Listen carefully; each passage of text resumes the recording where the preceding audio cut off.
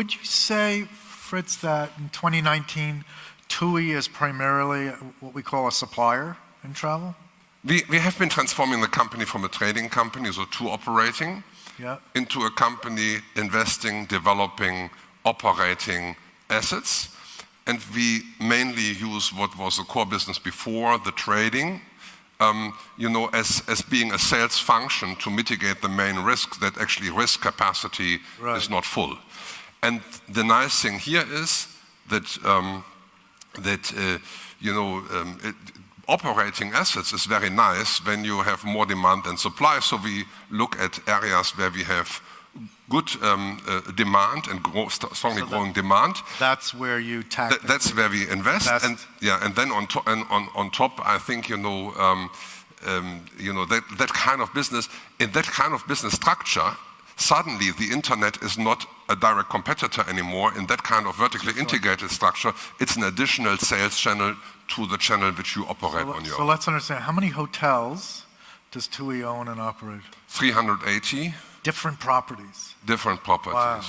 Yeah, and mainly also assets. I mean, we have much more assets than a usual hotel company, and the reason for that is if you want to have a hotel in the Caribbean, you need to build it because it's so much demand that nobody will sell you anything. And how many rooms in total, roughly? And when I look at property, risk property, going to the 10,000 meter perspective, we are a company running 100 million bed nights risk. We are running 20 million flight seats risk. And we are running round about 5 billion of purchase volume. So where we go to third-party hoteliers and where we commit to third-party hoteliers 5 billion euro of risk capacity with third-party hoteliers. And what's the size of the fleet for 20 million risk capacity in the air? 150 airplanes. So you're a hotelier? Yes. You're an airline? Yes. And a tour operator? And 16 cruise ships. Right, cruise ships. So. It is not so easy. Yeah. So, I would answer that TUI has transformed from a tour operator into a supplier. Yeah, we call it a vertically integrated tourism business. So we cover all parts of the value chain. We cover the sales, we cover the marketing, we cover the transport, we cover in-country, so in-destination experiences and customer care. What would you do differently if it was your first day at work instead of something in your 7th year? What would you do differently? One thing I think I would do differently, when I look right now from today for the next 5 or 10 years, how will the company look like? We've transformed from a service company into a product company, and now we will transform the product company into a digital platform company.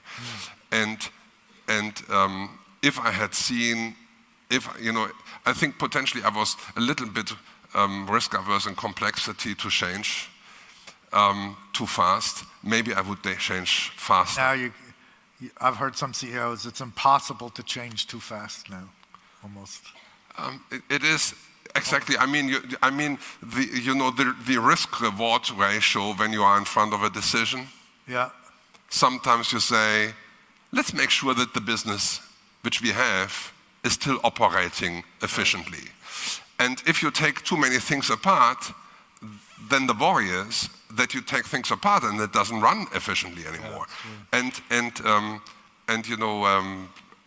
From hindsight, I would say, changing even faster in terms of digitalization would have potentially something.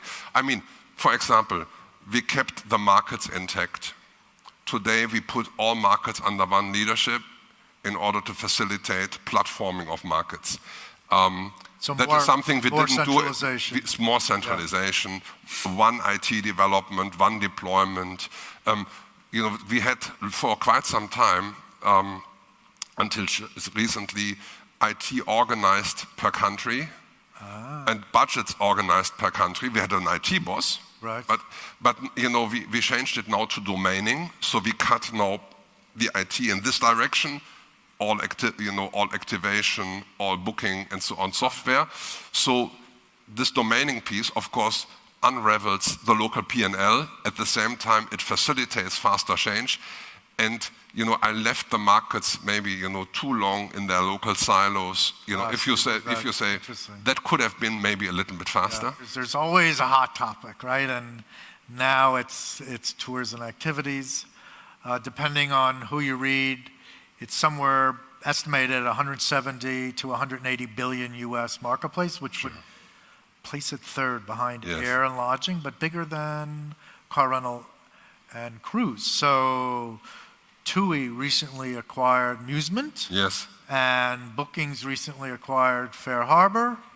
And TripAdvisor with Viator recently acquired Bokun. And Klook and Get Your Guide raising hundreds of millions of dollars. What's going on?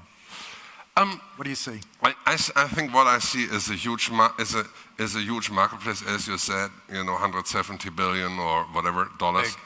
It's big, it's growing fast, 7%, 8%, and it's incredibly fragmented. So if you have a boat tour in the Adria or snorkeling in the Red Sea, so how do you get, it's 300,000 people who offer services, how do they get to customers, right?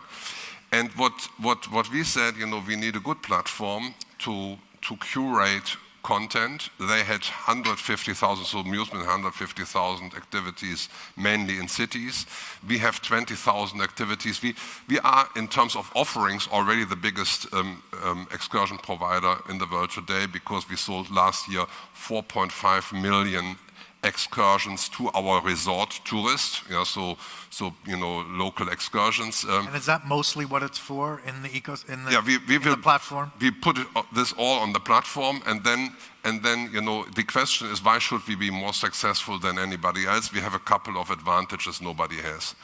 We know from the booking to departure, 21 million customers is around about 4 months, and we have exclusive knowledge that this customer will come to Egypt, right?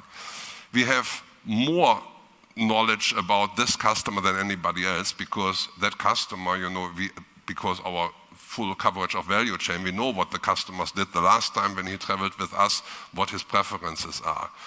We have the electronic contact to the customer because he uses our app, so we can actually display next best activities. And what's also very interesting, I think, advantage of us is we have activities, physical people in 49 countries in the world which do this kind of excursion activity business. So when you want to curate, health and safety, hot air balloon excursion, you better know what kind of hot air balloon company you have, right? So a museum is maybe not so dangerous, right? But activities. Yeah, so in terms of activities, in terms of customer care and so on, the curation of content is also very important, and therefore we believe we have some good strategic advantages. Is machine learning and artificial intelligence very important to analyze the data of your customer behavior so you know what to recommend? Yes, of course. Yeah. Here it is important. There are other fields where it's even more important. Yeah, but it is part of course. When you have 150, 180,000 activities and 21 million customers, you better have machines recommending things than people, because even if you have a brain like this, it's difficult to find the right thing. TUI's been very aggressive with blockchain. So can you share with the audience what you see, why it's important, and a few other things? I know you could go for an hour on that topic. Yes, but when we operated inventory, risk inventory, right? The question is, of course, how do you get it to the market? If you are in your core markets, then you have the tour operator and it's a direct sale and so on. Then the question is, how do you get it to the market in other markets than your own market? In China, in Brazil, in India, and so on. And here, it is important to find a mechanism into the market which doesn't cost so much. The more efficient your distribution structure becomes, the more probable is your success. Yeah. And unfortunately, or fortunately, or whatsoever, the internet is a very hierarchical system. So there's one guy in the middle, who knows everything, and everybody else is pretty stupid. And therefore, you see all this monopolistic margins or oligopolistic margins happening. I mean, many of the internet giants do marketing and sales, but what they collect from the customers or inventory owners is much more than the fair share. The average commission and average market. Yes, so we said, let's... Clap in the audience, maybe if you agree with that. Ooh, I thought there'd be like a standing ovation, you know. So, who knows? Yeah. Anyway, and they're doing a good job. I mean, it's not my point. My point is, we looked for data structures and systems which actually would allow, let's say, open platforms for inventories and easy access. And that's a bad bank based on not monopolistic data structures, but flat structures. So in the blockchain technology, everybody can know everything. Access. Not everybody needs to know everything. So we started actually creating data structures. That's called, you're calling that initiative BedSwap, I think? That was the first application we had. But now all our inventory is actually, organized in the registration, the facilitation, the change, the sales is actually blockchain technology.